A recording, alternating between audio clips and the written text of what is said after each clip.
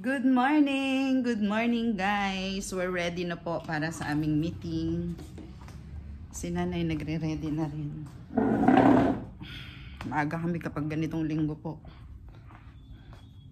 Kasi napakarai sa yung upuan. Dahil nabubot to. Yung upuan kasi mapupunta kami sa likod kapag hindi kami nagmaaga. Okay na rito na, patayin ko na rito yung gasol. Check ang gasol.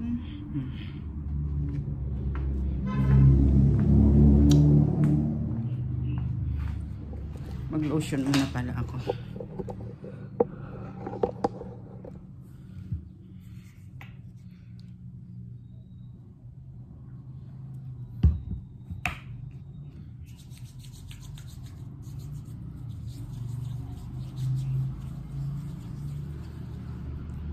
Dito lang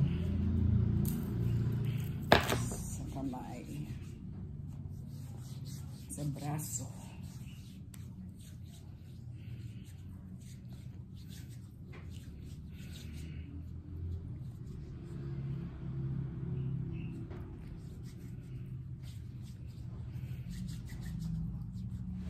Ang aga namin ni nanay.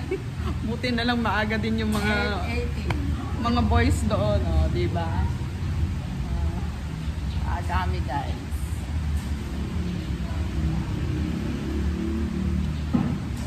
Ayun na si Dollar, siya pa lang yung nakagarahe doon. Ayun, nagdadatingan na sila.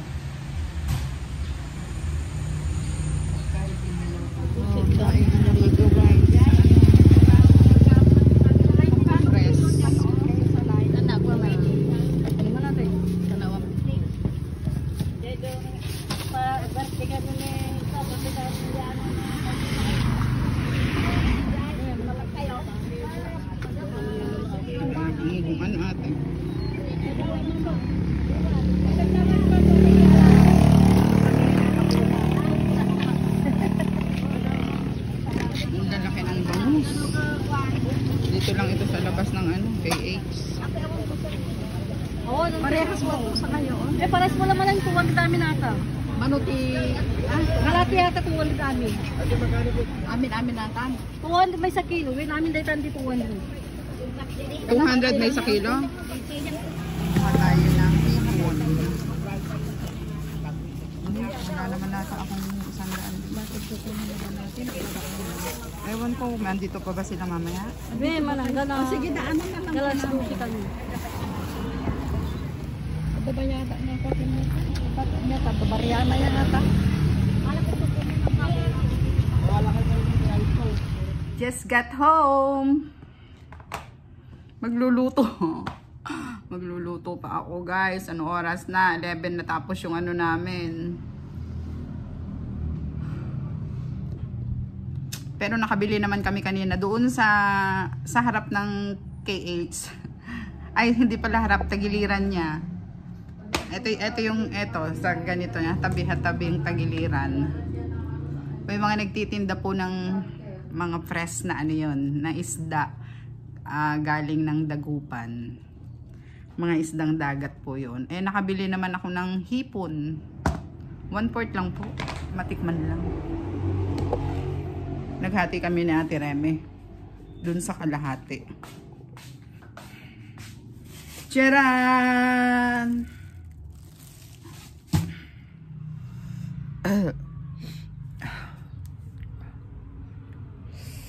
And guys, nadali ako ng nadali po ako ng ubo. Kaya higa-higa lang ako rito ngayon. Pero napakain ko na rin po si nanay. Andun sila sa labas. Ay, kahirap.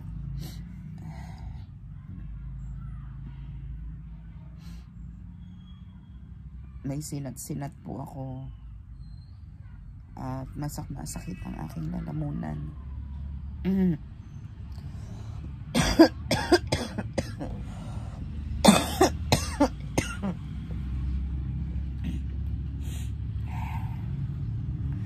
Maulan pa naman po sa labas, kaya hindi ako naglalabas at baka maambunan ako. Hindi po ako nakapaglinis sa labas. Nag-aalis lang ako ng pagkain. Bumili nga lang pala ako ng lutong ulam. And guys, kasi literal sakit po ng ulo ko. Kaya higa-higa lang.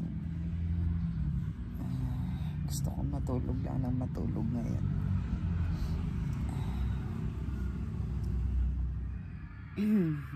Nakapag-palit na rin ako ng damit po. Hindi na nga ako naligo eh. Alarm. Up, but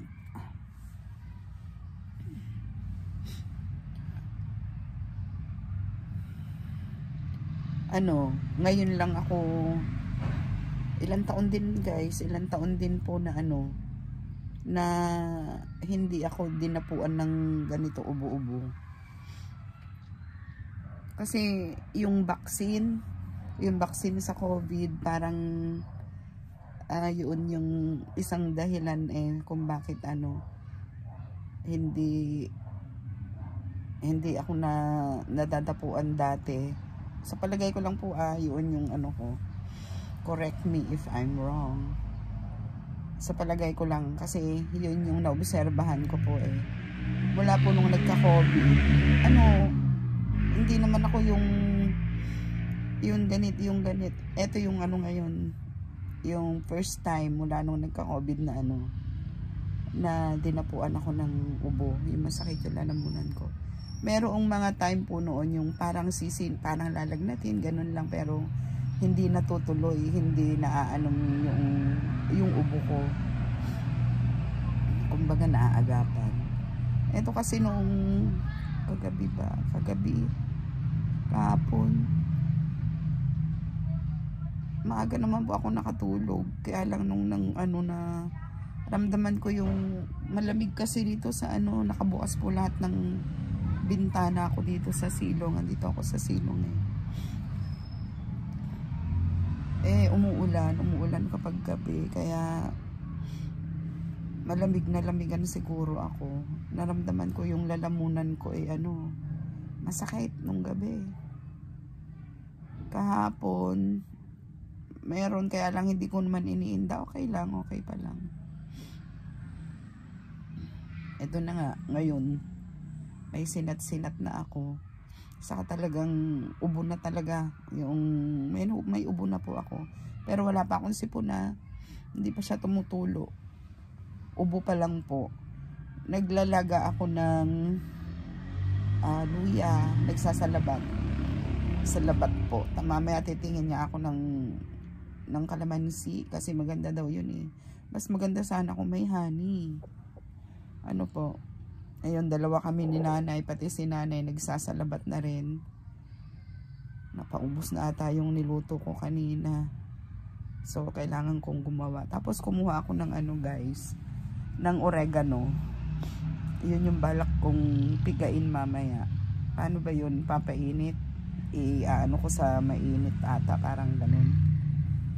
Tapos, saka ko siya pipigain. Tapos, inumin ko. Nakiinom din ako ng yung maganda rin kasi yung Black Union guys, yung supplement ni nanay. Kaya nakiinom din ako sa iniinom niya. Ayun po. Higa-higa lang ako ngayon. Mamaya gagawa ako ng oregano na iinumin ko.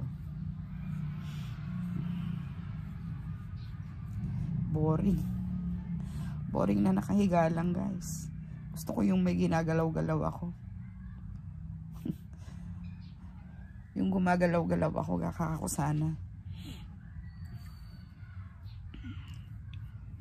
Sana hanggang ganito lang. May sinat lang naman.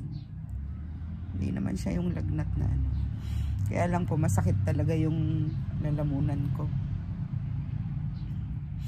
Yun, pag lumulunok ako, may nararamdaman akong kakaiba. Pero yung panlasa okay pa lang naman po. Okay pa so far. Kaya sana wag siyang magtuloy-tuloy. Kawawa naman si nanay ay. Kawawa naman po si nanay na hindi ko ano yung pagkain niya.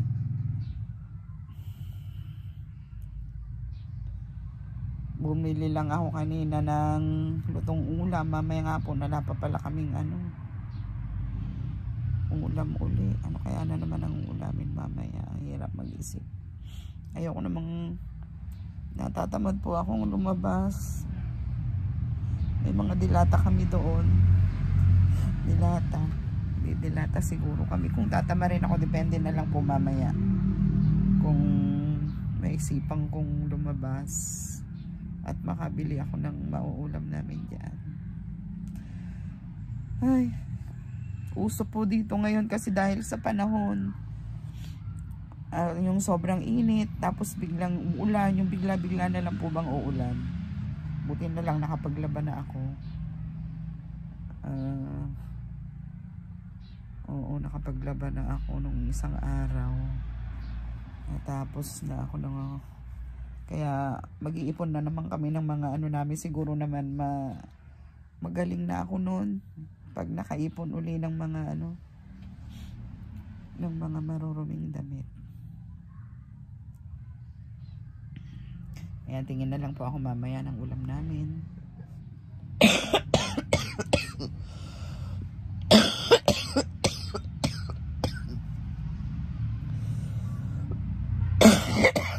Hey.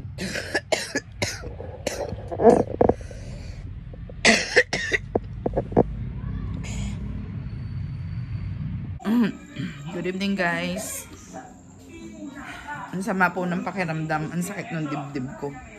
Ayan, naglagawa po ako ng salabat.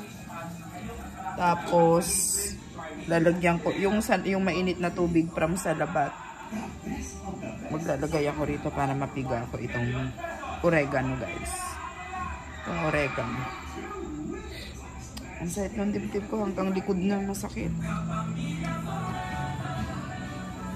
Bumili na rin pala ako ng Rexidol. Ay, sensya na po yung TV natin eh. Rexidol.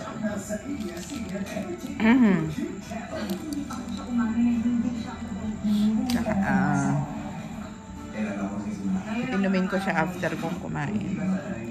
Hotdog po. Bumili rin ako ng hotdog. Ayan ang madali lang na i-prepare. Nakukuluan ko lang po ito ng ilang minuto para yung katas ng luya ay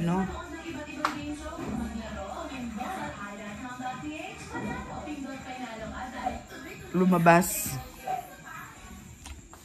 Nalagyan ko yung wait lang. Kuha ako ng sandok. Sakit yung dibdib ko.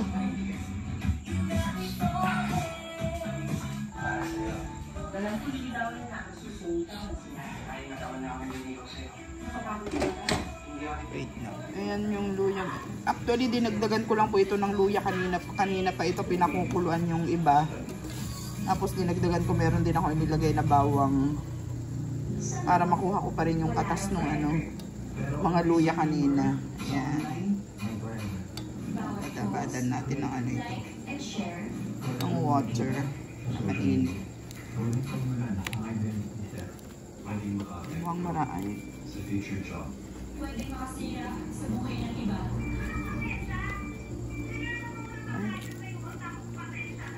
Sa mga post, click like and share. Always remember sa online my friend.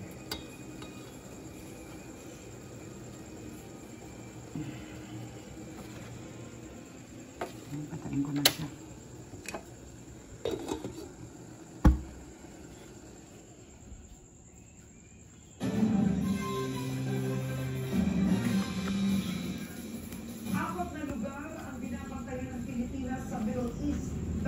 Inumin ko lahat yan. Ibababad ko po muna siya. Tapos mamaya pipikain ko. Ito yung binili ko kanina guys, meron pa. Tapos meron tayong kimchi. Ayon kay Cruz, target ng Israel Defense Forces na masahip lahat ng bihag. Tama-tama itong manghang. Samantala, dumating ngayong hapon ang ikatlong batch ng mga Pilipino mula Sakaling Israel. makatulong. 25 OFWs ang kasama dito. Masarap din itong gawing soup kasama ng tuna. Manatili sa Israel. Siniguro naman Cruz, patas ang ibibigay na proteksyon ng Israeli government sa Israeli citizens at foreign nationals na naninirahan sa kanilang bansa. Kain po Seth tayo. Hernandez, ABS-CBN. Kumakain na po si nanay doon. Hindi ko siya kasama rito ngayon. Baka mahawa siya. Magkalayo kami kumakain. Kain guys. Ito na yung oregano guys. Nilagyan ko naman ng tubig kanina kaya marami. Para makatas ko siya. Mainit na tubig. Ayan, iinumin ko na po ito. Dito na. Hindi ko na akong gagamit ng iba pang uurungan ko ulit. Okay na dyan. May ko na.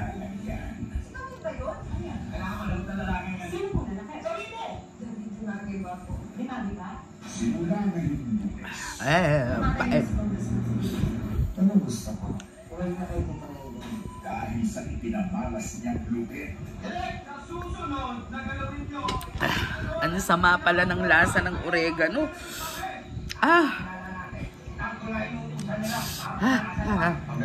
Ito yung ano guys, oh. Pero masarap yan. Ayan, makakatulong ito. Para lumuwag. Maluwag pa naman yung plema ko para wag ano.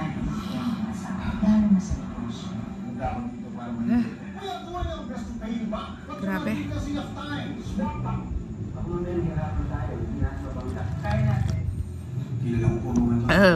Ang sarap ng ano, sa labat, humahagod.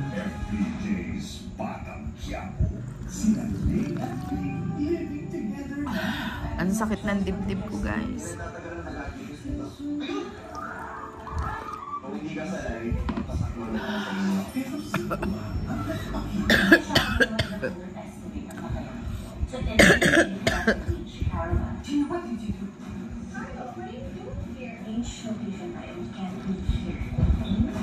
Ang sarap humagod sa lalamunan. Promise. Mainit pa siya eh.